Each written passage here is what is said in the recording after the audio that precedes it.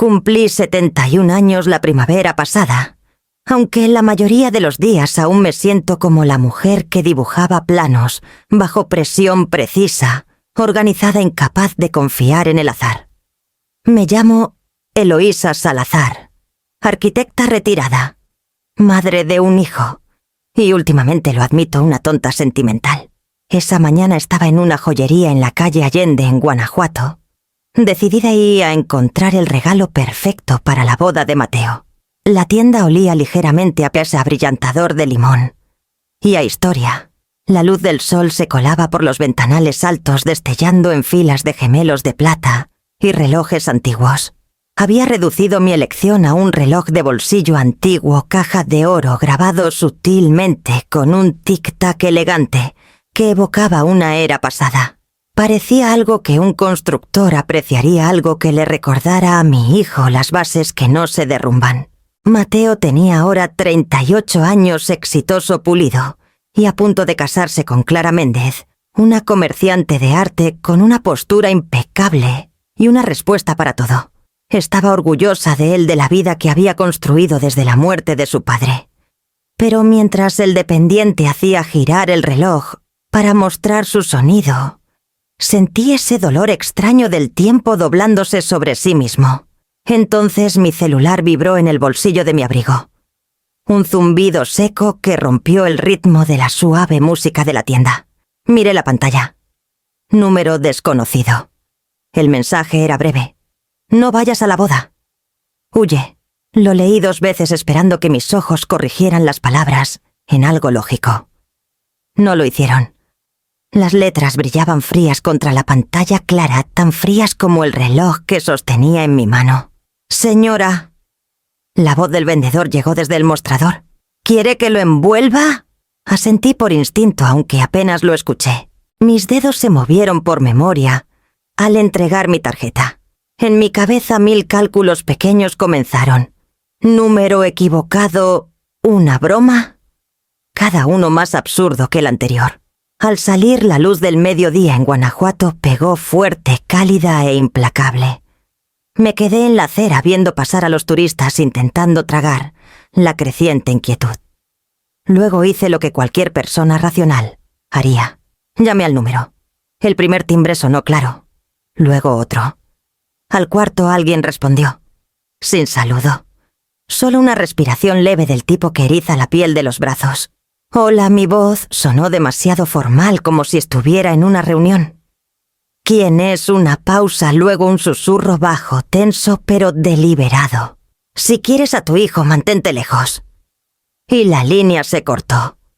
Por un momento me quedé ahí, con el celular pegado al oído, la multitud fluyendo a mi alrededor, como agua alrededor de una piedra. Los sonidos de la ciudad, bocinas, campanas lejanas, el murmullo de desconocidos se mezclaron en un zumbido indistinto. Aún podía escuchar ese susurro cercano y frío, como si hubiera sido pronunciado justo detrás de mi hombro. El reloj de bolsillo pesaba en mi mano su tic-tac constante, burlándose del silencio que siguió. Lo guardé en mi bolso y caminé hacia el estacionamiento, cada paso medido, deliberado, como si el movimiento solo pudiera calmar mis pensamientos. Cuando llegué al coche, el sol había cambiado, tiñendo la calle de oro. Me senté al volante, cerré las puertas por costumbre y volví a mirar el mensaje. La pantalla se había oscurecido, pero las palabras seguían ardiendo en mi mente. Arranqué el motor y me dirigí a casa sin saber que ese mensaje era solo la primera grieta en una estructura que había pasado toda una vida construyendo. El trayecto a casa por la calle Hidalgo debería haberme calmado. Guanajuato, con sus encinos y ventiladores, girando lentamente, solía hacerlo. Pero mis pensamientos giraban alrededor del mensaje como un halcón sobre agua quieta, incapaz de posarse. Me dije que era una tontería, un mensaje automático, una advertencia equivocada para alguien más. Aún así, la frase se quedó en mi mente. No vayas a la boda. Huye. No era el tono de un estafador. Era personal. En un semáforo volví a leer el mensaje esperando que las palabras se transformaran en algo lógico. No lo hicieron. Lo borré, pero la inquietud no se fue con él. Para cuando paré por un café cerca de la Plaza de la Paz, la tarde se había calentado en esa quietud pesada que hace que el sonido se sienta más lento. La ventana de la cafetería hacía de espejo captando el sol. Mientras removía azúcar en mi taza, noté un reflejo a alguien al otro lado de la calle junto a un sedán plateado mirando mi coche. No se movía. Solo esperaba. Me dije que no debía dramatizar. A mi edad, una vida de precisión puede hacerte ver patrones donde no los hay. Pero cuando salí el sedán, se alejó suavemente doblando la esquina sin señalizar. El momento fue demasiado exacto para ignorarlo. Mi mano tembló ligeramente al abrir la puerta del coche.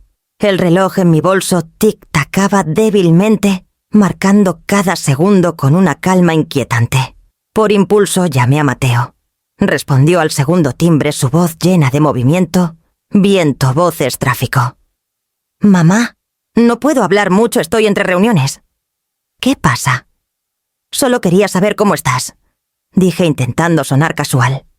«Suenas ocupado. Un proyecto grande en el centro. Cosas de última hora antes de la boda.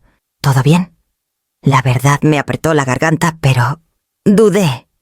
«Sí, solo quería escuchar tu voz». «Te vas a volver loca con los detalles», dijo con ligereza. «Trata de relajarte y disfrutar esta semana». «¿Sí, Clara tiene todo bajo control?» Colgó antes de que pudiera responder. La línea se cortó dejándome con ese silencio hueco que queda cuando la risa en una mesa se apaga. Me quedé ahí un buen rato escuchando el ritmo lento e irregular de mi respiración. Mateo siempre había sido calmado bajo presión, el carácter de su padre. Pero hoy había algo en su tono, algo demasiado controlado. De vuelta en casa, el sol tardío pintaba los ladrillos de mi casa en un tono miel. El aire olía ligeramente a gardenias. Por un momento todo parecía igual que los últimos 20 años, ordenado, seguro, predecible. Coloqué el reloj en la mesa del pasillo junto al correo y giré la llave en la cerradura. La casa respondió con silencio, salvo por el tic-tac constante del reloj de pie en la sala.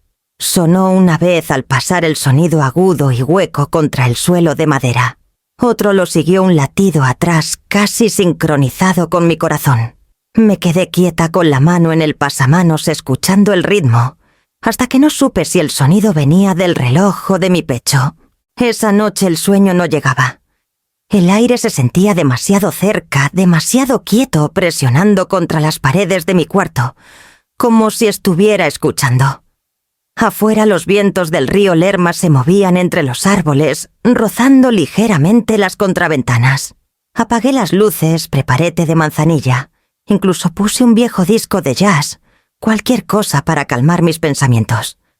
Pero cada pocos minutos mi mirada volvía al celular, en mi mesita de noche. Era casi medianoche cuando sonó. No un mensaje esta vez, una llamada. El mismo número desconocido. La pantalla brilló azul pálido en la oscuridad cortando el silencio. Dudé antes de contestar. «¿Quién es?». Mi voz fue firme aunque mi pulso me traicionó. Otra vez una respiración al otro lado leve pero deliberada. El mismo timbre bajo que había escuchado antes, mayor tal vez, áspero por años de cigarrillos o secretos. «Te harán parecer confundida», dijo la voz. Calma casi compasiva. «No firmes nada». Me senté las sábanas apretándose contra mis piernas. «¿Quién está hablando?». Silencio, luego un sonido amortiguado como una puerta cerrándose a lo lejos. «Necesito saber quién eres». Insistí. «Si esto es sobre mi hijo». La llamada terminó antes de que acabara. La pantalla se oscureció, dejando mi reflejo apenas visible y mis ojos agudos e inquietos. Me quedé ahí un rato escuchando el leve tic-tac del reloj en mi mesita. El sonido me estabilizó, un recordatorio de diseño y orden. Había pasado 40 años dibujando planos, resolviendo caos con líneas limpias. Ese instinto resurgió ahora, documentar todo, observar sin pánico. Tomé el pequeño cuaderno de cuero que había guardado desde mi retiro. Cada detalle entró la hora, El tono, las palabras, incluso las pausas, te harán parecer confundida. No firmes nada. No era aleatorio. Era una instrucción específica, casi profesional. Quien fuera sabía algo. Leí las palabras hasta que sonaron clínicas desapegadas. Luego configuré el celular para grabar automáticamente las llamadas futuras. Si volvían a contactarme quería pruebas. Pero al inclinarme para dejar el cuaderno en mi escritorio, algo extraño captó mi atención. El pequeño archivador junto a la pared, mi archivo privado de escrituras, testamentos, formularios de seguros, no estaba del todo cerrado. El cajón superior estaba abierto 1 centímetro. No lo había tocado en semanas. Encendí la lámpara.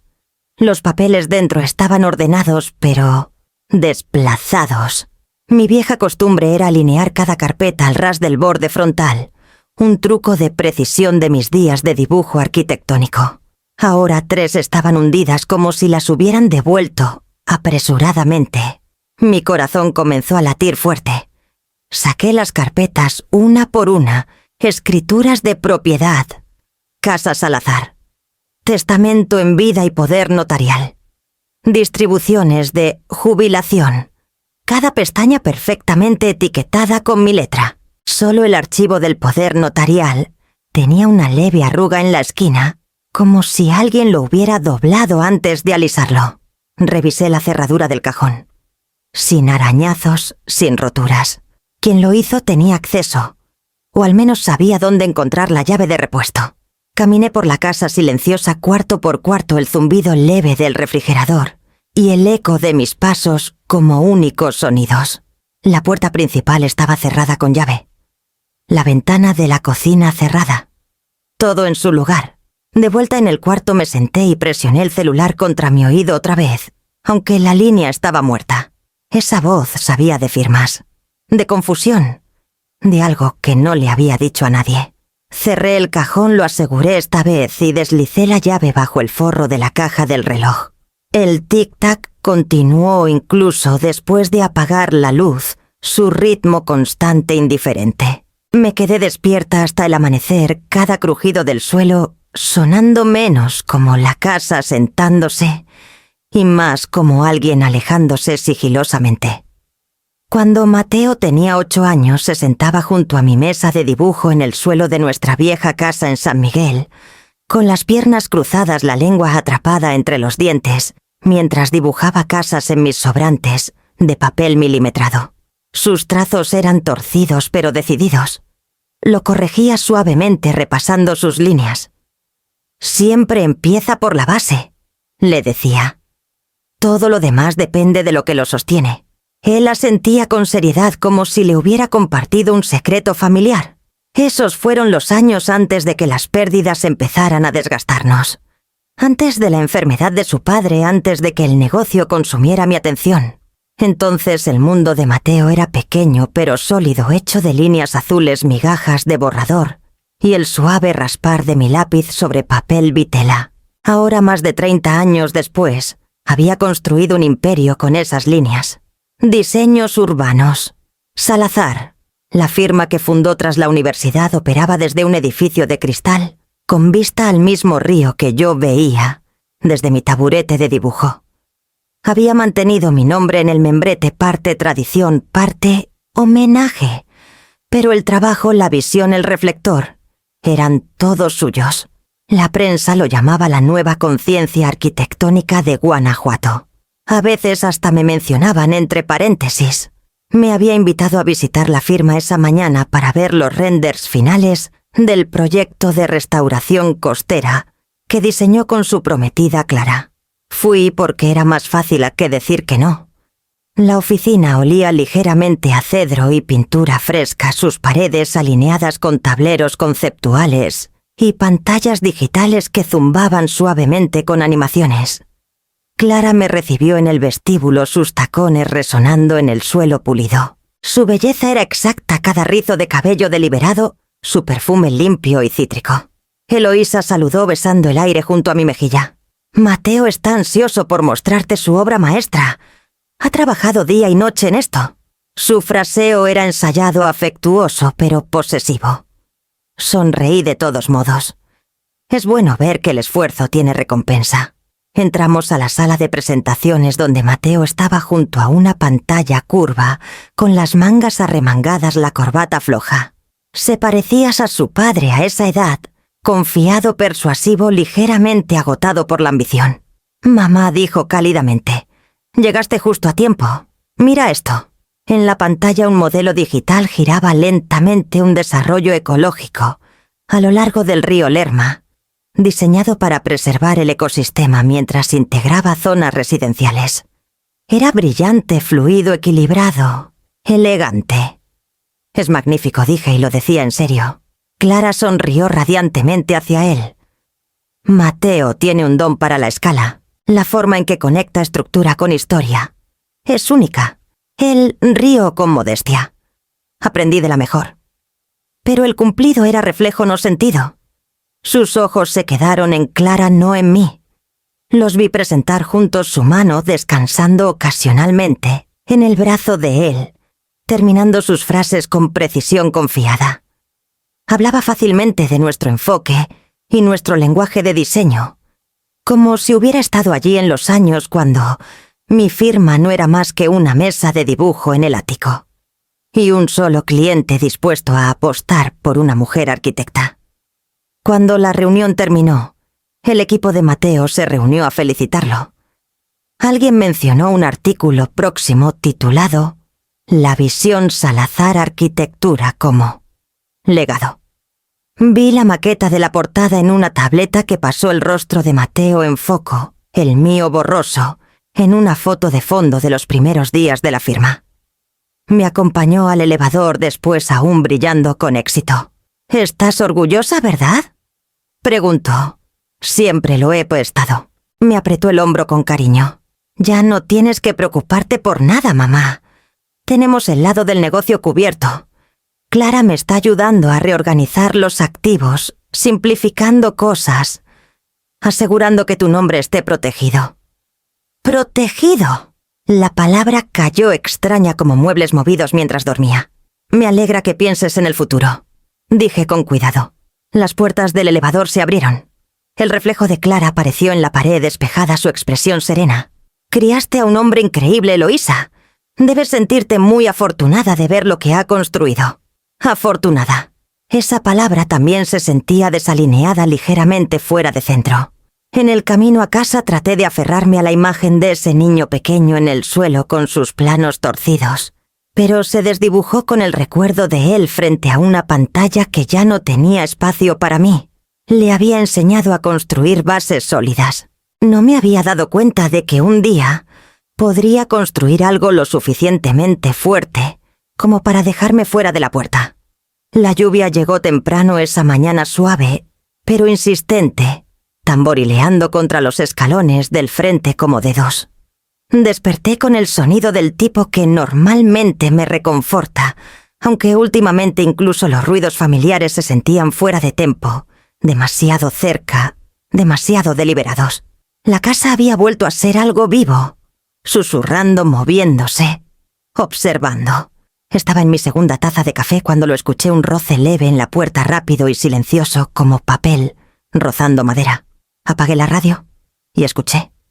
Nada más siguió. Al abrir la puerta, la calle afuera estaba vacía, salvo por el lento goteo de agua en la cuneta. Pero en el suelo, justo dentro del umbral, había un sobre, simple, color crema, sin marcas. Dudé antes de recogerlo. Estaba húmedo, en un borde sellado, sin cinta ni pegamento, solo presionado. Dentro encontré una sola fotografía a color, ligeramente granulada, como tomada desde lejos. Mateo y Clara estaban sentados frente a un hombre en una cafetería, al aire libre. El fondo inconfundiblemente la esquina de calle Juárez y calle de los Santos. La postura de Mateo se inclinaba hacia adelante. La mano de Clara descansaba ligeramente en su muñeca, su sonrisa pequeña y estratégica. El hombre frente a ellos llevaba un traje gris, su cabello ralo, peinado hacia atrás. Conocía ese rostro. Raúl Vargas. El nombre cayó como un libro pesado sobre vidrio. Raúl había sido mi socio brillante, encantador y temerario. Habíamos fundado Salazar Vargas Diseños hace casi 30 años, antes de que sus atajos y facturas falsas lo alcanzaran. Disolví la sociedad, salvé lo que pude, y juré no volver a compartir un contrato con él. La fotografía era prueba de algo que aún no entendía. Debajo había una hoja doblada del tipo que encuentras en una impresora de oficina. Sin letra manuscrita, solo palabras mecanografiadas en tinta negra. No está protegiendo tu nombre. Está preparándose para tomarlo. Me senté en el banco del pasillo, la carta temblando ligeramente entre mis dedos. La lluvia afuera había parado, pero el mundo sonaba apagado, como si la ciudad misma estuviera conteniendo el aliento. Mi mente giró entre explicaciones, algunas inocentes, otras imposibles. Tal vez era un negocio. Tal vez Mateo había contratado a Raúl como consultor ignorante del pasado. O tal vez Clara lo había arreglado sin conocer su reputación. Pero el tono de esa nota no era sobre negocios. Era personal. Deslicé ambos objetos de vuelta al sobre y los sellé dentro del bolsillo de mi abrigo de lana. Nadie podía ver esto aún. Ni Mateo ni Clara. Especialmente ellos. El resto del día transcurrió en fragmentos. Intenté leer, limpiar, responder correos antiguos. Pero la foto quemaba cada distracción sus bordes, presionando mis pensamientos. Cada vez que cerraba los ojos, veía el perfil de Mateo inclinado hacia Raúl, un hijo hablando con el hombre que una vez casi me arruinó. Al atardecer caminé hacia el jardín. Las bugambilias florecían temprano tercas contra el aire húmedo. Me senté en el banco de piedra que mi esposo había construido años atrás, trazando las grietas en su superficie. Una vez discutimos por contratar a Raúl cómo creí en él, cómo esa creencia nos costó meses de trabajo y miles de pesos en deudas. Mateo era adolescente entonces, lo suficientemente grande para recordar los gritos tras puertas cerradas. Debía saber lo que ese nombre significaba. La realización dolió de una manera que no había previsto. No enojo, aún no. Solo un dolor que se sentía más viejo que el duelo, un lento reconocimiento de que la confianza, una vez agrietada, nunca encaja igual. Cuando la luz del porche se encendió automáticamente, volví adentro, cerré la puerta con llave y coloqué el sobre bajo el cajón falso de mi escritorio. Luego apagué todas las lámparas dejando solo el leve brillo del reloj del pasillo. Su péndulo oscilaba con precisión perfecta, indiferente a la tormenta que había comenzado de nuevo afuera, al sonido de mi respiración o al pensamiento que ya no podía ignorar. Alguien había colocado evidencia de una traición justo en mi puerta. Y yo fui la última en saberlo. La mañana después de que llegó el sobre, desperté antes del amanecer. Mi mente ya dibujando planos como lo hacía antes para edificios orden, desde el caos línea por línea. Necesitaba hechos. La nota decía, está preparándose para tomarlo. Y si había verdad en eso, dejaría rastros. A las 8 estaba frente a mi antigua oficina en la calle del Sol. La placa de latón aún decía, Diseños y Consultoría Salazar, aunque Mateo había cambiado casi todo lo demás. El logo, el personal, hasta el color de la pintura. Adentro el mostrador de recepción brillaba bajo luces empotradas. La joven asistente levantó la vista sorprendida de verme. «Buenos días, señora Salazar», dijo cortésmente. «Mateo no está hoy. Está reunido con inversionistas en Ciudad de México». «Por supuesto», dije. «Solo necesito revisar algunos archivos antiguos, registros de negocios. No tomará mucho». Dudó, luego asintió. «Están en la sala trasera, señora». Tercer archivador. El aire en el archivo olía ligeramente a polvo y tóner. Filas de cajones grises alineaban el pasillo estrecho, organizados con la precisión eficiente de Mateo. Encontré lo que buscaba: contratos de clientes, estados de la empresa, formularios fiscales. Mi nombre aparecía y a menudo en firmas que no recordaba y haber dado. Me senté en la mesa de metal esparciendo los papeles. Las firmas parecían correctas, inclinadas exactamente como las mías, pero el tono de la tinta era uniforme, impreso no escrito. En 3 documentos fechados el último mes, figuraba como copropietaria emérita con un anexo que transfería derechos administrativos a Mateo Salazar. Al final, en un lenguaje legal claro, estaba una cláusula revisada de poder notarial. Le otorgaba control administrativo total en caso de capacidad cognitiva disminuida. Mi garganta se secó. Nunca había firmado esa versión. El arquitecto en mí, la parte entrenada para detectar fallas invisibles antes del colapso, tomó el control. Fotografié todo, escaneé los márgenes en busca de metadatos, noté los sellos de fecha. Las falsificaciones eran impecables, pero su precisión era su defecto. Mateo conocía mi letra demasiado bien como para notar que siempre hacía un bucle en la E de Eloísa. En estos estaba cerrada. Salí de la oficina en silencio, asintiendo a la recepcionista mi sonrisa practicada y fina. Afuera la luz de Guanajuato se sentía más afilada, casi metálica. Cada peatón que pasaba parecía moverse con un propósito que no podía leer. Solo había una persona en quien confiaba lo suficiente para hablar un nombre de otra vida. La jueza Amalia Torres vivía en una casa estilo colonial, en la calle de las Flores, sus contraventanas desvaídas en verde mar. Se había retirado hace años, pero aún se movía como un veredicto esperando ser pronunciado. Cuando abrió la puerta, la sorpresa brilló en sus ojos seguida de preocupación. Eloísa, ¿ha pasado mucho tiempo? Pasa. Nos sentamos en su pequeña biblioteca rodeadas de libros de derecho y el leve aroma a cedro. Le conté todos los mensajes, el sobre, los formularios falsificados. Escuchó sin interrumpir, las manos cruzadas en su regazo. Cuando terminé se levantó y miró por la ventana hacia el vidrio rayado por la lluvia. «Hiciste bien en venir», dijo finalmente. «Esto no es solo un malentendido familiar. Alguien está construyendo un rastro documental». Mi pulso se aceleró. ¿Qué tipo de rastro? Se volvió hacia mí su expresión grave. Una solicitud de competencia. Están preparando documentación para declararte no apta para manejar tus asuntos. Una vez que eso esté en marcha, pueden tomar el control legal de todos tus activos, tu propiedad, incluso el nombre de la empresa. Me quedé muy quieta. Afuera las campanas de la Basílica de Nuestra Señora comenzaron a sonar la 1/4 de hora. Solía amar ese sonido, significaba orden, rutina. Pero ahora sonaba como una cuenta regresiva. Durante 3 días después de visitar a Amalia, intenté vivir como si nada hubiera cambiado. Podé el jardín, pagué las cuentas. Respondí llamadas educadas de parientes que querían actualizaciones sobre los planes de la boda. Pero la calma tenía un borde artificial del tipo que zumba antes de una tormenta. El 4º día, al abrir las contraventanas, noté un coche estacionado en la acera de enfrente.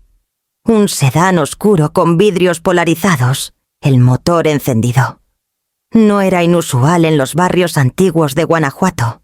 Los repartidores solían detenerse allí, o los turistas ralentizaban para tomar fotos de las fachadas históricas.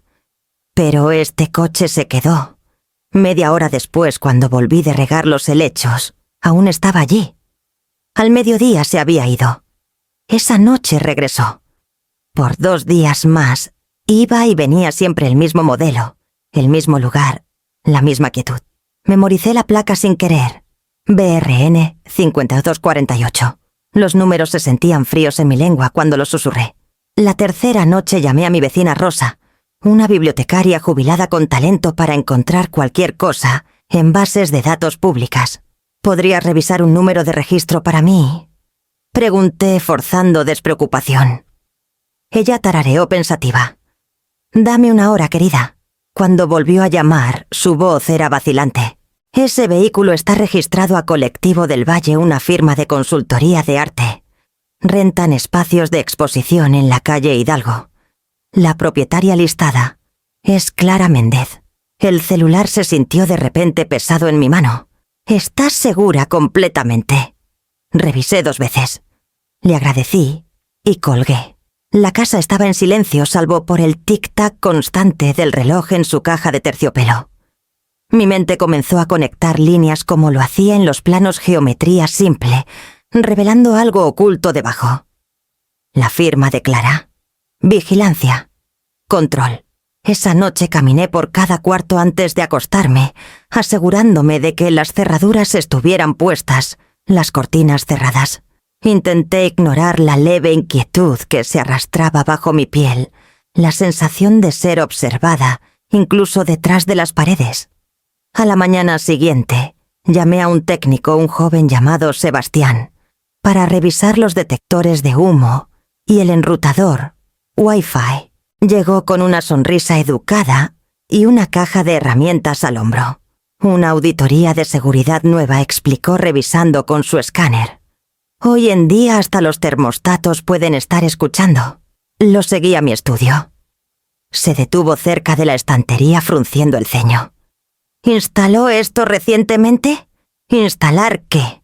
Se agachó detrás del rodapié sacando un dispositivo negro no más grande que una moneda. Su luz indicadora roja parpadeó una vez, antes de apagarse en su palma. Micrófono. Transmisor de corto alcance.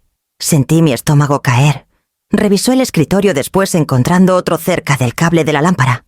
No es de grado profesional, dijo suavemente, pero quien los puso sabía lo que hacía. Probablemente durante una limpieza, alguien con acceso fácil. El último servicio de limpieza lo había arreglado Clara hace 2 semanas. Insistió en regalarme una limpieza profunda antes de la boda. Le pedí a Sebastián que retirara todo, le pagué en efectivo. Y le dije que no contara nada. Se fue en silencio, sus ojos cautelosos, como si ya supiera el tipo de silencio que la gente paga. Cuando la puerta se cerró tras él, me senté en la penumbra del estudio, rodeada por el leve olor a polvo y aceite de limón. El reloj de pie marcó las 2 cada campanada vibrando en mi pecho. Entonces, el celular vibró. Un mensaje. El mismo número desconocido. Te están grabando. Actúa confundida su ayuda. Mi garganta se secó. Las palabras pulsaban en la pantalla como un latido. Las leí 3 veces antes de borrar el mensaje, aunque no importaba, cada letra ya se había grabado en mi memoria. Apagué las luces, abrí la caja del reloj y escuché el tic-tac constante otra vez. Ya no era reconfortante. Sonaba como contar paciente, mecánico, preciso. Afuera un motor arrancó. El sedán se alejó, sus faros barriendo la pared, dejando la casa más oscura que antes. San Miguel de Allende estaba envuelto en un velo de calor y aire salado. Cuando llegué del tipo que se pega a la piel y ralentiza el tiempo mismo. El trayecto desde Guanajuato había sido lo suficientemente largo para que cada versión posible de la verdad pasara por mi mente, algunas soportables, la mayoría no. Pero si alguien podía confirmar qué estaba pasando, era Raúl Vargas. Encontré su nueva oficina de consultoría escondida sobre una tienda de antigüedades en la calle Canal. La placa en la puerta decía: Estrategias Vargas, como si hubiera lijado su pasado en algo respetable. Toqué una vez. El hombre que abrió la puerta parecía mayor, pero no disminuido, su cabello antes negro, ahora pálido como ceniza, su corbata floja, sus ojos cargando el tipo de inteligencia que prospera en atajos. Por un instante los años retrocedieron. Vi al hombre que alguna vez me llamó socia, antes de convertir mi confianza en garantía. Eloísa Salazar, dijo su voz áspera por culpa o mezcal. No deberías haber venido. No debería el haber tenido que hacerlo. Se hizo a un lado dejándome entrar. La oficina olía ligeramente a papel viejo y agua salada. 2 ventiladores de techo giraban lentamente sin lograr ahuyentar la pesadez. Necesito la verdad, dije sentándome frente a su escritorio. ¿Has visto a Mateo y Clara? Has estado reuniéndote con ellos. No lo negó. En cambio, sirvió 2 vasos de algo ámbar y puso uno cerca de mí sin preguntar. Vino a mí hace unos 6 meses, comenzó Raúl. Dijo que necesitaba ayuda para reestructurar los activos de su madre, bienes raíces, activos, comerciales, derechos de propiedad intelectual. Lo llamó planificación protectora. Mi respiración se detuvo. ¿Proteger de qué? Raúl soltó una risa cansada. Eso mismo pregunté. Dijo que habías estado olvidadiza, firmando los formularios equivocados, perdiendo el rastro de las finanzas. Me miró por encima del borde de su vaso. Tú y yo sabemos que eso no eres tú. No dije nada. Fue convincente, continuó. Pulido, calmado, el hijo perfecto tratando de ayudar. Preparé el marco transferencias limitadas de poder notarial, migración de fideicomisos, lenguaje estándar de contención de patrimonio. Pero Clara se detuvo, sus dedos apretando el vaso. Clara fue quien pidió contingencias. Documentación de tutela postboda. Dijo que facilitaría las transiciones. La palabra tutela se sintió como hielo rompiéndose en mi pecho. Usó ese término exactamente. Asintió. Y sabía a qué abogado llamar. Roberto Díaz, en el centro de Guanajuato. Se especializa en peticiones de competencia de adultos mayores. Sentí la habitación inclinarse los bordes, desdibujándose con el calor. ¿Por qué me cuentas esto ahora? Raúl miró por la ventana un largo momento antes de responder. Porque no sabía que eras tú de quien hablaban, no hasta que vi tu nombre en los borradores de los expedientes.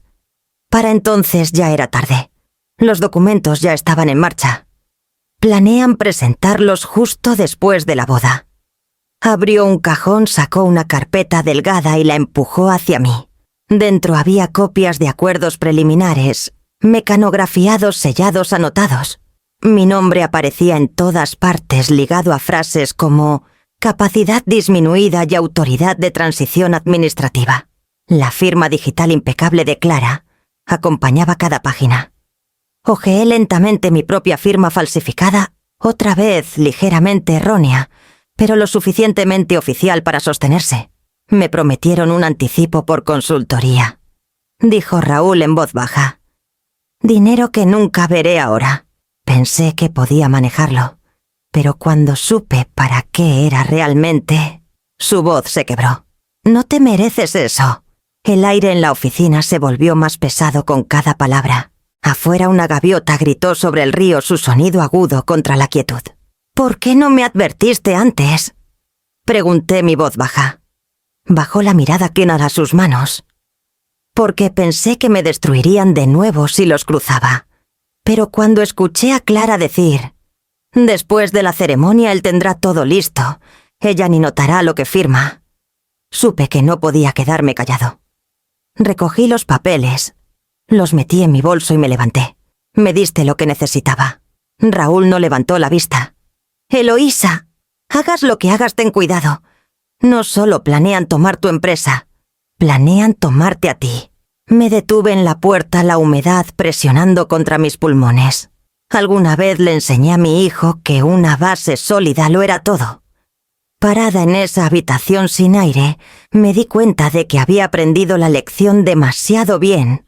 Ahora estaba construyendo una estructura destinada así a enterrarme. El regreso desde San Miguel llevaba el peso de la finalidad del tipo que se asienta profundo en el pecho. Cuando llegué a Guanajuato, el atardecer se había sentado sobre el río, convirtiendo el agua en láminas de cristal cambiante. Estacioné cerca del malecón y me quedé ahí mucho tiempo, el sonido de gaviotas lejanas cortando el viento. La carpeta que Raúl me dio yacía en el asiento del copiloto, delgada, discreta, pero más pesada que cualquier plano que hubiera cargado. Caminé hacia los bancos con vista al río Lerma, la marea baja y el aire húmedo con sal. Las luces de la ciudad se reflejaban en la superficie como 1000 promesas frágiles, cada una temblando al borde de romperse. Me sentí y abrí mi bolso. Dentro, entre los borradores legales y mi cuaderno, estaba algo que no había tocado en años. Un paquete de cartas atadas con una cinta azul desvaída. Eran de mi esposo Esteban. Las había guardado en el fondo de un cajón desde su muerte, temerosa de lo que podrían despertar. Su letra era precisa, deliberada, la escritura de un arquitecto, igual que cuando dibujaba sus sueños. Desdoblé una fechada, el año en que Mateo cumplió 10. No construyas monumentos, Eloísa. Construye confianza. Los monumentos pueden alzarse altos y huecos. La confianza, aunque invisible, tiene peso. Evita que el tejado colapse cuando el tiempo prueba las paredes. Tracé la tinta con mi pulgar. Había escrito eso después de nuestra primera gran discusión sobre la firma, cuando yo empujé por expandirnos más rápido de lo que él creía que podíamos. Tenía razón, por supuesto. Había construido todo sobre precisión, no fe. La empresa, la familia, incluso mi maternidad, todo perfectamente diseñado, meticulosamente reforzado. Pero en algún punto confundí protección con confianza. Las olas golpeaban los pilotes abajo constantes y pacientes. Pensé en Mateo a los 8 dibujando casas torcidas junto a mí y en el hombre que ahora firmaba mi nombre en papeles destinados a borrarme. Tal vez era mi culpa. Había pasado toda su vida enseñándole fuerza, independencia, previsión, pero no vulnerabilidad, no piedad. Doblé la carta otra vez, deslizándola en el bolsillo de mi abrigo. El viento cambió y sentí una calma extraña asentarse bajo el duelo, una quietud delgada deliberada. Huir probaría que tenían razón. El silencio me haría cómplice. Si estaban construyendo un caso contra mí, yo construiría uno en respuesta. La decisión no vino como impulso, sino como diseño simple, estructural inevitable. Iría a la boda. Llevaría a la jueza Amalia Torres como mi invitada, alguien a quien no podrían descartar fácilmente. Y grabaría todo. Palabras, gestos, incluso el silencio. De mi bolso saqué el reloj de bolsillo antiguo que compré para Mateo. Su cara brillaba débilmente en la luz menguante. El tic-tac constante ya no me calmaba. Medía el tiempo como una cuenta regresiva, pero bajo el sonido escuché algo más, un ritmo de resolución de una arquitecta reclamando su propio diseño. Regresé a casa esa noche con propósito. Preparé té, despejé el escritorio del estudio y comencé a delinear mi plan a lápiz, como solía esbozar edificios antes de comprometer la tinta al papel. Cada línea tenía intención. Cada momento necesitaba soporte. A las 9 llamé a Amalia. Respondió al segundo timbre su tono cauto pero amable. «Te necesito en la boda», dije simplemente. Una pausa. Luego el suave raspar de una silla moviéndose. ¿Como amiga? Como testigo. No había necesidad de explicar más. Había visto suficientes casos para reconocer el silencio entre las palabras. «Ahí estaré», dijo. Cuando la llamada terminó, abrí la carta de Esteban, una vez más. La tinta había comenzado a desvanecerse, pero sus palabras seguían firmes, inquebrantables. Presioné el papel plano contra el escritorio, respirando el leve aroma a cedro viejo y sal. Luego susurré al silencio como si él estuviera escuchando a través de los años entre nosotros. Tenía razón. Construí muros. Pero ahora, Esteban, construiré algo más verdad, aunque rompa lo que queda en pie. La marea afuera subió más contra el malecón, el sonido fundiéndose en la noche. Dejé la lámpara encendida baja su luz, derramándose sobre la carta abierta como un amanecer, que llega temprano, paciente y sin miedo. Para el jueves por la mañana la inquietud que una vez se sintió como niebla comenzó a cristalizarse en propósito. El miedo tenía forma, ahora bordes, estructura. Y yo sabía cómo trabajar con estructuras. Amalia me recibió en su casa, su mesa ya despejada, blocs legales apilados cuidadosamente junto a una jarra de café. Trabajamos sin ceremonias. Revisó los documentos falsificados, comparó firmas, hizo notas cuidadosas en su cursiva ordenada. Su voz llevaba la misma autoridad tranquila que usaba desde el estrado. «Necesitarás un nuevo abogado», dijo finalmente. «Alguien en quien puedas confiar y alguien que no esperen». Para la noche lo tenía Marcelo Ruiz, un viejo colega de Amalia, callado y metódico, del tipo que hablaba solo tras considerar cada consecuencia. En su oficina en la calle de La Paz, bajo el zumbido constante del ventilador de techo, redactamos todo de nuevo: escrituras de propiedad, derechos de propiedad y, lo más importante, mi testamento. La nueva versión era corta, hermética y final. Cada activo, cada acción de diseño Salazar, cada cuenta se transferiría No a Mateo, sino a un fondo de becas con el nombre de Esteban. Proporcionaría subsidios para jóvenes arquitectos que creyeran en la restauración, no en la adquisición. Cuando Marcelo deslizó el documento hacia mí para firmar, no sentí ninguna duda. La pluma se movió limpiamente, mi mano firme. Esto lo asegura, dijo. Sin enmiendas, sin tu consentimiento, sin anulación por tutela o proxy. Amalia puso su palma sobre la mía. Has construido algo más fuerte que el papel, dijo. Has construido un límite. Al día siguiente organicé la segunda parte del plan. A través de un contacto de Marcelo, contraté una pequeña empresa audiovisual de Querétaro, 3 profesionales especializados en documentación de eventos privados. Les dije que fotografiarían la boda de mi hijo. Lo que no les dije fue que sus cámaras también grabarían cada conversación cerca de la mesa principal. Su líder, una mujer llamada Isabel, entendió sin explicación. ¿Quieres discreción?, dijo, su tono más afirmación que pregunta. Cablearemos las fuentes de audio a través de las luces decorativas. Nadie lo notará. Pagué en efectivo, no firmé nada, y le di la hora y el lugar. Los ojos de Isabel se posaron en la carpeta legal en mi regazo, pero no preguntó. Seremos fantasmas, prometió. Esa noche de vuelta en la casa me serví una copa pequeña de vino y me senté en mi mesa de dibujo. El sobre de San Miguel yacía en la esquina, intacto desde mi regreso. No necesitaba abrirlo de nuevo. La verdad dentro ya había hecho su trabajo. La ciudad afuera estaba en calma. Las calles plateadas por la niebla. Podía escuchar el río a través de la ventana abierta. El agua golpeando rítmicamente contra la piedra. Apagué la lámpara dejando solo el leve reflejo de mi rostro en el cristal más viejo. Ahora sí, pero ya no temeroso. Por primera vez en semanas mi silencio no se sentía como rendición. Se sentía como armadura. Cerré la carpeta, la guardé en el baúl de cedro y susurré en la oscuridad. Que piensen que estoy confundida. No es la primera vez que me subestiman. Luego di cuerda al reloj de bolsillo una vez más. El tic-tac llenó la habitación constante y deliberado, contando no hacia abajo sino hacia algo. La cena de ensayo brillaba con el tipo de luz destinada a ocultar imperfecciones, faroles suaves, colgados por el patio de una casa colonial en el jardín principal.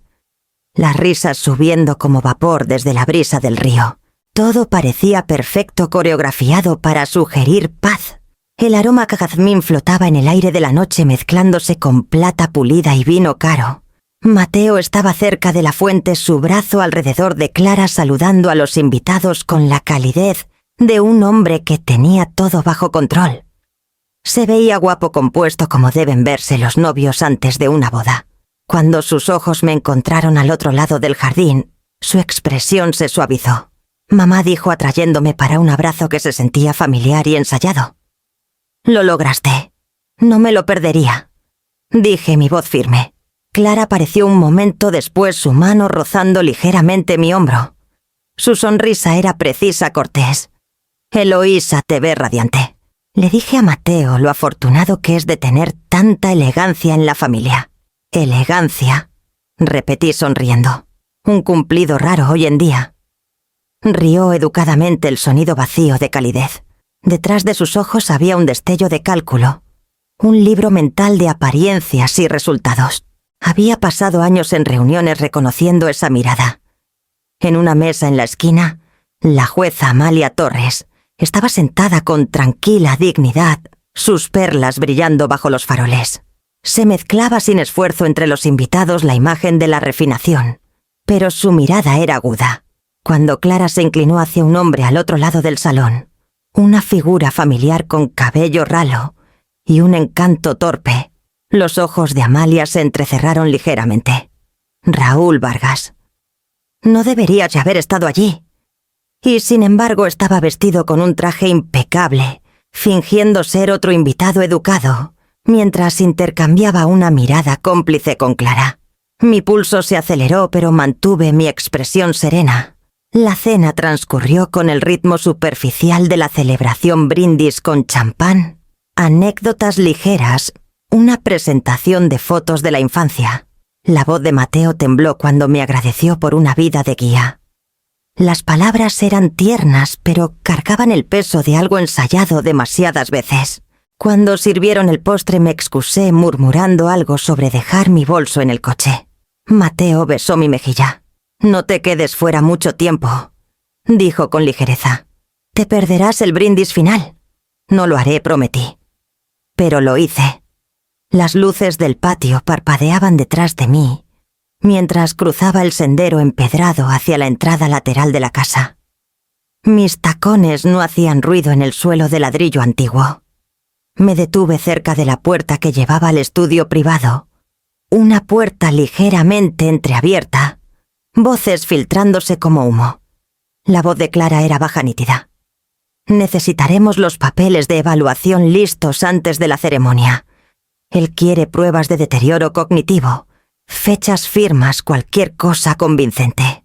La respuesta de Raúl llegó más baja pero clara. «Ya está manejado. El abogado los tendrá por la mañana. Después de mañana será oficial». Por un momento no pude moverme. El sonido de copas y música llegaba débilmente desde el patio absurdo, en su alegría. Clara continuó su tono plano. «No sospechará nada. Lo hemos hecho parecer preocupación, no control». Retrocedí al pasillo ensombrecido, el corazón latiendo con un ritmo extraño constante, mitad furia, mitad duelo. Ajusté mi chal, levanté la barbilla y regresé al jardín. Cuando Mateo levantó su copa para el brindis final, mi sonrisa fue perfecta. Pero la calma que me llenaba entonces no era paz, era precisión.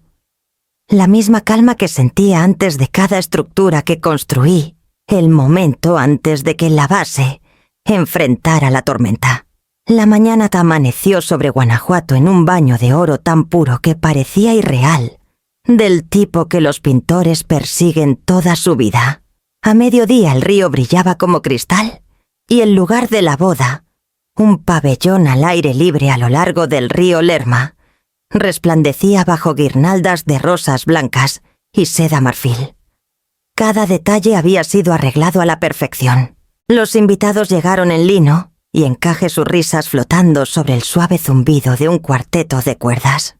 Los meseros pasaban bandejas de champán que atrapaban la luz en prismas. Era el tipo de día que la gente recordaría como hermoso, sin importar lo que pasara bajo su superficie. Me senté en la primera fila, el reloj de bolsillo antiguo guardado discretamente en mi bolso, su tic-tac silencioso, el único sonido que me mantenía anclada. A mi lado la jueza Amalia Torres. Estaba compuesta como mármol, su sombrero de ala ancha, sombreando sus ojos. Desde su posición podía ver todo el pasillo, la carpa, los movimientos sutiles que de otro modo desaparecerían en la celebración. Entonces llegó Mateo, mi hijo. Caminó por el sendero con esa gracia fácil que conocía desde su infancia, saludando a los invitados, estrechando manos, riendo ligeramente, mientras las cámaras lo seguían. Se veía como el hombre que había criado, encantador, meticuloso, seguro. Al verlo sentí orgullo y dolor retorcerse en mi pecho. Cuando apareció Clara, el tiempo pareció contener el aliento. Estaba radiante en seda color champán pálido, su cabello sujeto con un broche de diamantes que brillaba como el sol en el río. La multitud suspiró ante su belleza, ignorante de la sombra que la seguía. La ceremonia comenzó. El oficiante habló de unión y confianza, de promesas hechas ante Dios y la familia. Intenté escuchar, pero las palabras se sentían extranjeras, huecas. Mis ojos se desviaron a la periferia, donde una mujer con cámaras se movía entre los invitados, parte del equipo de Isabel. Me dio un asentimiento sutil, confirmando que cada ángulo estaba cubierto, cada sonido capturado. Mateo y Clara unieron sus manos. Sus votos fueron suaves, ensayados, casi arquitectónicos en su precisión, construidos línea por línea, sólidos pero sin alma. Observé el pulgar de él rozar el de ella, un gesto de ternura que se sentía guionado. Cuando el oficiante me invitó a dar la bendición de la madre, el mundo a mi alrededor se desdibujó. Mis piernas temblaron al levantarme, aunque mi voz, cuando llegó, fue suave y firme. He visto a mi hijo construir muchas cosas. Comencé mi mirada fija en él. Casas, puentes, sueños. Le enseñé que el diseño comienza no con muros, sino con cimientos. Y el cimiento más fuerte, hice una pausa sintiendo el aire tensarse, es la honestidad. Algunos invitados sonrieron débilmente, asumiendo que habían oído una floritura poética. Pero la expresión de Mateo parpadeó solo por un segundo, antes de que la enmascarara con un asentimiento agradecido. Que la honestidad sea su cimiento, terminé. Que la verdad sostenga lo que el amor solo no puede. Los aplausos subieron suavemente como lluvia educada. Volví a mi asiento, el sonido disolviéndose en el murmullo del río y el leve tic-tac de mi bolso. Cuando el sol bajó y comenzó la recepción, las risas reemplazaron la solemnidad. Los brindis resonaron en la carpa, las copas chocando, la música creciendo. Los asistentes de Isabel se movían suavemente entre la multitud, mezclándose con los fotógrafos reales, sus lentes discretamente fijos en la mesa principal. Desde donde estaba sentada lo vi claramente, un intercambio pequeño y preciso bajo el mantel.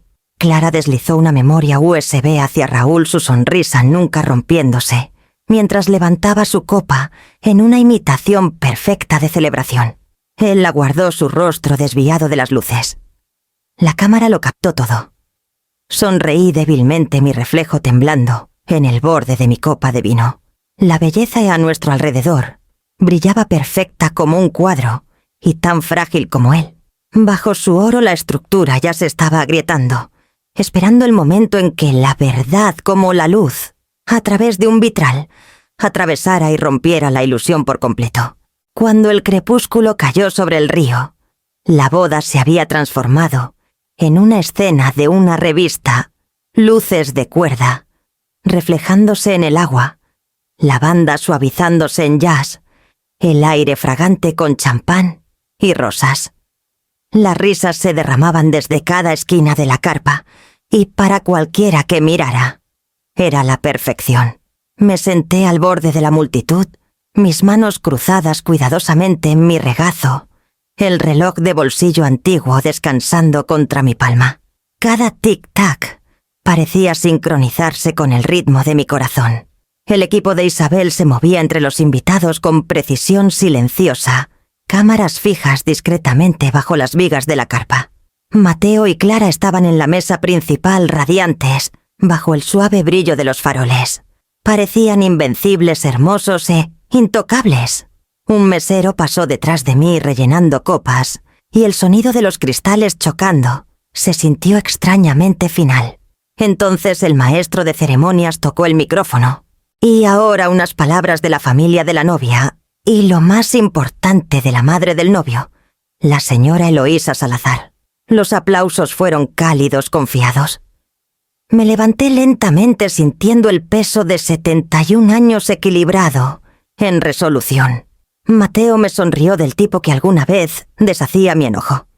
Los ojos de Clara, calmados y evaluadores, siguieron cada uno de mis movimientos. Tomé el micrófono, el metal frío anclándome. Gracias, comencé suavemente.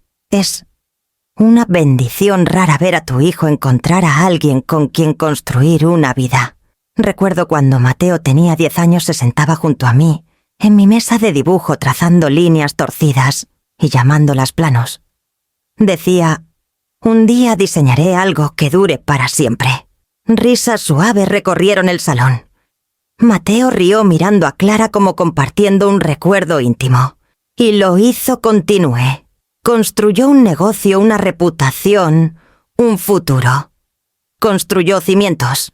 Pero lo que tienen los cimientos y cualquier diseño es que revelan lo que está enterrado debajo. La música afuera se detuvo. En algún lugar más allá de la carpa el viento del río cambió. Presioné un pequeño control remoto escondido en mi palma. De los altavoces, mi voz dio paso a otra grabada nítida, innegable. La de Clara. Una vez que la declaren incompetente, Mateo hereda todo. La empresa, los activos, incluso la casa. Él firmará lo que yo preparé. No lo notará hasta que termine. Un jadeo colectivo cortó la noche. Las copas cayeron al suelo. Clara se congeló su rostro pálido contra las luces suaves. La silla de Mateo raspó fuerte al levantarse. «Mamá, ¿qué es esto?» No le respondí. Dejé que el silencio tras la grabación colgara pesado, tan afilado como vidrio roto. Eso, dije finalmente, fue grabado hace 3 noches, en la cena de ensayo. Se suponía que debía estar confundida. ¿Recuerdas? Los invitados intercambiaron miradas horrorizadas. Los músicos bajaron sus instrumentos. La compostura de Clara se quebró, sus manos temblando, mientras se volvía hacia Mateo. Ella lo está tergiversando. No es la jueza. Amalia Torres se levantó de su asiento. Al fondo, su voz, firme, cortando el caos. Los documentos en cuestión fueron alterados. Los revisé. La señora Salazar fue declarada en riesgo sin evaluación, y varias cláusulas de poder notarial fueron falsificadas. El murmullo creció en una tormenta de susurros. El color de Mateo se desvaneció. Miró a Clara como si la viera por primera vez, su expresión colapsando en incredulidad. «Clara, dime que no es cierto». Ella no respondió. Su mirada se lanzó hacia la salida, hacia Raúl parado cerca de la estación de catering, ya retrocediendo a las sombras. Me volví hacia mi hijo. «Construí esta vida para ti, Mateo. Te di todo lo que sabía dar: disciplina, fe, estructura. Pero nunca pensé que usarías esas lecciones contra mí». Mi voz tembló, pero la estabilicé. «Si me estuvieras protegiendo, no necesitarías borrarme». Los labios de Mateo se abrieron sin palabras, saliendo. El silencio entre nosotros era vasto, del tipo que solo la verdad podía crear. Luego suavemente puse el micrófono en la mesa. Por el bien de cada cimiento que se agrietó bajo mentiras, tuve que hacerlo visible. Los invitados se quedaron inmóviles mientras Amalia reunía las copias impresas de las pruebas de su bolso, colocándolas en la mesa ante la pareja atónita. Las cámaras continuaron grabando testigos, cada una de ellas. Me volví hacia el río, la última luz, desvaneciéndose en la superficie del agua. Detrás de mí las voces subieron, acusaciones, negaciones, el desmoronamiento de una ceremonia que había confundido apariencia con verdad. Y a través de todo caminé calmadamente hacia el aire abierto, el reloj en mi mano tic-tacando en ritmo perfecto, constante, inquebrantable, vivo. La carpa ya no era una recepción de boda. Era un tribunal sin muros. La voz chillona de Clara cortó los murmullos. «Ella miente. Esa grabación fue editada, manipulada para sonar incriminatoria». Sus manos temblaban mientras buscaba apoyo que no estaba allí. Los invitados, congelados en sus asientos, la miraban como se mira un incendio, demasiado horrorizados para moverse, demasiado fascinados para apartar la vista. Mateo estaba a su lado, su rostro un retrato de incredulidad y humillación. «Clara, para». Su voz se quebró suave al principio, luego más alta, desesperada. «Solo para». Ella se volvió contra él. «Dijiste que era infalible, dijiste que ella nunca lo descubriría». Las palabras se deslizaron de sus labios como fragmentos de vidrio, y el silencio que siguió fue más pesado que el aire del río. La jueza Amalia se adelantó, calma pero imponente. «Señora Méndez, le aconsejo que se siente. Esta conversación está siendo documentada.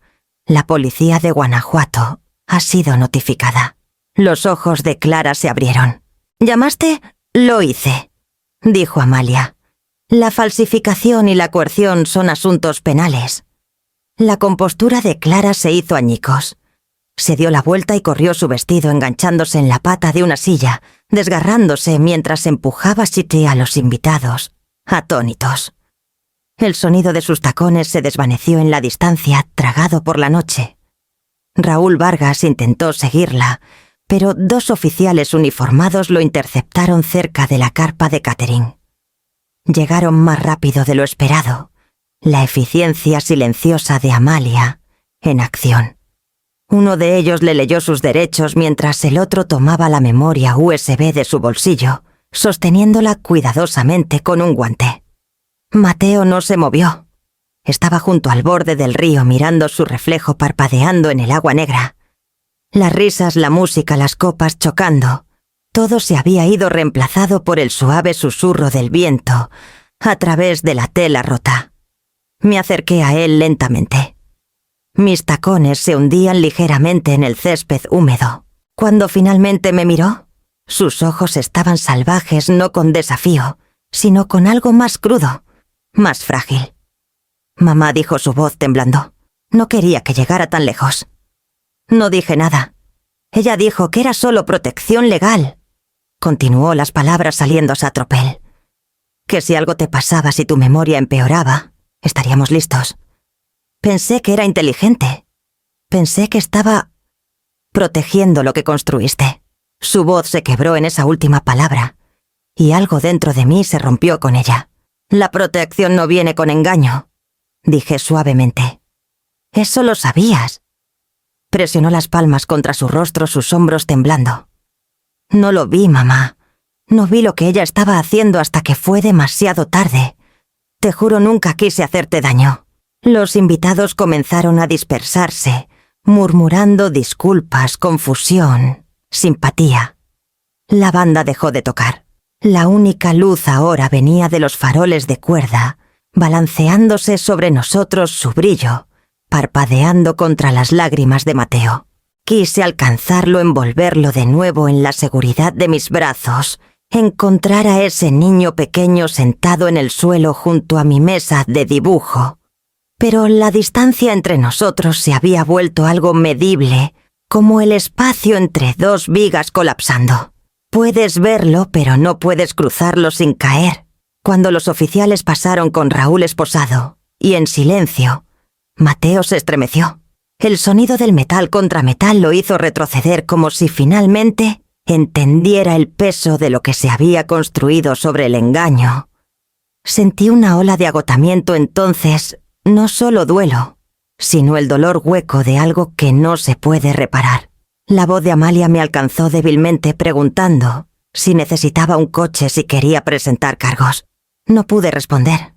Mateo se volvió hacia mí una vez más, su rostro húmedo de arrepentimiento. Solo quería protegerte. Susurró de nuevo, como si la repetición pudiera convertir la falsedad en verdad.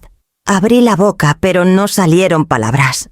El viento de la noche trajo el leve aroma a jazmín, el mismo del día en que Esteban me propuso junto a este mismo río. Pensé en sus cartas, su letra, su advertencia. No construyas monumentos, construye confianza. El monumento se había ido ahora. La confianza yacía en pedazos a mis pies. Me hundí lentamente en una silla, el reloj aún tic-tacando, débilmente en mi mano. Su ritmo constante se burlaba del silencio a nuestro alrededor. Mateo se arrodilló a mi lado, inseguro de si alcanzarme o mantenerse alejado. Amor y traición nunca y habían sonado tan parecidos. Los días que siguieron no fueron días, sino fragmentos de ruido y quietud. Camionetas de noticias se alinearon en la calle empedrada frente a mi casa, sus cámaras apuntando a mis paredes de ladrillo rojo como ojos que se negaban a parpadear. Los titulares giraban más rápido de lo que podía leerlos. Hijo de arquitecta expuesto. En escándalo de boda heredera de Guanajuato. Superas a sus herederos. Dejé de leer después de la segunda mañana. Parientes que no había escuchado en años comenzaron a llamar sus voces, llenas de simpatía que sonaba más a curiosidad. Dejé que el teléfono sonara. El mundo parecía ansioso por consumir la historia, convertirla en entretenimiento. Pero esto no era un espectáculo, era una herida cruda y poco fotogénica. Me quedé adentro durante semanas, cerrando las cortinas al mediodía, caminando solo de la cocina al estudio. El silencio de la casa presionaba cerca, y a veces creía escuchar el eco lejano de la banda. De esa noche la misma canción repitiéndose en mi memoria, inacabada. Cuando Amalia vino no tocó fuerte. Nunca lo hacía. Llegó con una canasta de té y la gracia de alguien que entendía que el consuelo no se trata de palabras. Nos sentamos junto a la ventana de la sala a la luz de la tarde, tornándose dorada en el suelo. La justicia no siempre sana, dijo en voz baja, pero evita que se repita. Asentí. ¿Se supone que eso lo hace más fácil? No dijo dejando su taza. Solo más verdadero. Me dejó con ese pensamiento y lo guardé cerca. Esa noche abrí mis viejos cuadernos, años de bocetos, medidas, márgenes garabateados con ideas a medio formar, y comencé a escribir algo nuevo. No planos esta vez, sino reflexiones. No lo llamé memorias al principio. Era solo un registro mitad confesión, mitad advertencia. Escribí sobre el costo del control, el peligro del silencio confundido con rendición, la delgada línea entre proteger lo que amamos y poseerlo. Cada página se sentía como un andamio alrededor de una ruina estabilizando algo que de otro modo colapsaría. No intenté justificar a Mateo, a Clara, ni siquiera a mí misma. Solo registré la estructura tal como era. Un mes después, llegó una carta del abogado de Mateo. Dentro había una nota breve en su propia letra. Estoy en tratamiento. Lo llaman trastorno de control compulsivo. Tal vez tengan razón. Tal vez no sabía cómo dejar de manejar todo lo que temía perder. No espero perdón, pero estoy intentando aprender qué significa soltar. M. Doblé la carta cuidadosamente y la puse junto a la correspondencia antigua de Esteban, bajo la misma cinta azul. No podía decidir si llorar o exhalar. Al final hice ambas cosas. Afuera, Guanajuato seguía adelante, botes en el río, campanas de la basílica resonando en la niebla. Abrí la ventana lo suficiente para dejar entrar el sonido. El silencio se había convertido en algo nuevo. Ahora no castigo, no aislamiento, sino protección. La casa ya no se sentía embrujada, simplemente se sentía honesta. Y la honestidad, había aprendido, era su propia forma de piedad.